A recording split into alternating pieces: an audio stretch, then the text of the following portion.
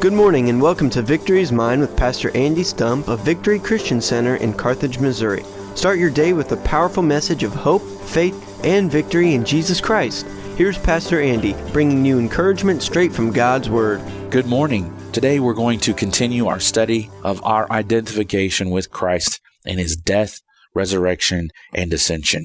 And this morning I want to look at Colossians 2, verses 20 through 23. Paul says, "Since you died with Christ to the basic principles of this world, why, as though you still belonged to it, do you submit to its rules? Do not handle, do not taste, do not touch. These are all destined to perish with use, because they are based on human commands and teachings. Such regulations indeed have an appearance of wisdom with their self-imposed worship, their false humility, and their harsh treatment of the body. But they lack any value in restraining sensual indulgence." First of all, I'd like to point out the unquestioned nature of Paul's description of the fact that you died with Christ. And since that is a reality, since that is a fact, non-negotiable fact, there is a conclusion to be drawn from that fact. I believe then the Bible invites us to continue to make these conclusions. If this is so, if this is the reality of my situation, if this is the reality of who I am, if this is the reality of my identification with Christ, then I should conclude some things. And I hope you recognize from all these passages that the reason why there is a reality to these things is because they really happened to Jesus. I don't think anybody who's a Christian would deny that fact, that these things happened to Jesus. Jesus revealed to Paul, those things didn't just happen to me, they happened to everybody who believes. And they aren't meant to be taken as grand or lofty ideas or concepts.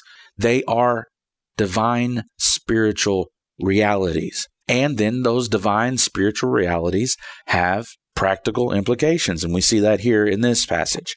So many times through church history, people have grappled with the idea of living pleasing to the Lord.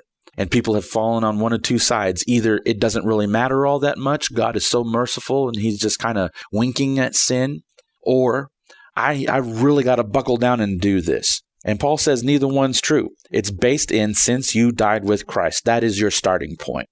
Not what are you doing or what you're not doing. The starting point is you died with Christ to the basic principles of this world.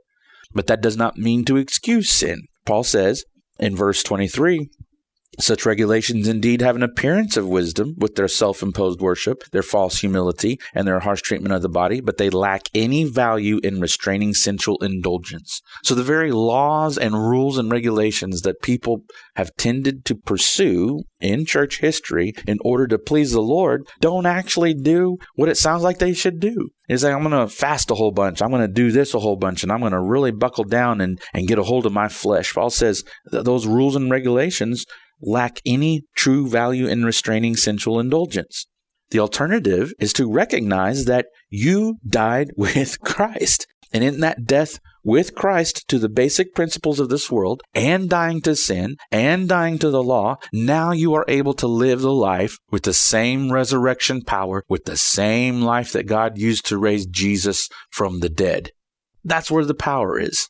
That's where the ability is. Let's look at some translations. Barclay says, "Your death with Christ means that the world's rudimentary teaching has nothing more to do with you. Why then go on living as if your life were dominated by the world?" 20th Century Revised, "Since with Christ you became dead." Wiest, "In view of the fact that you died with Christ."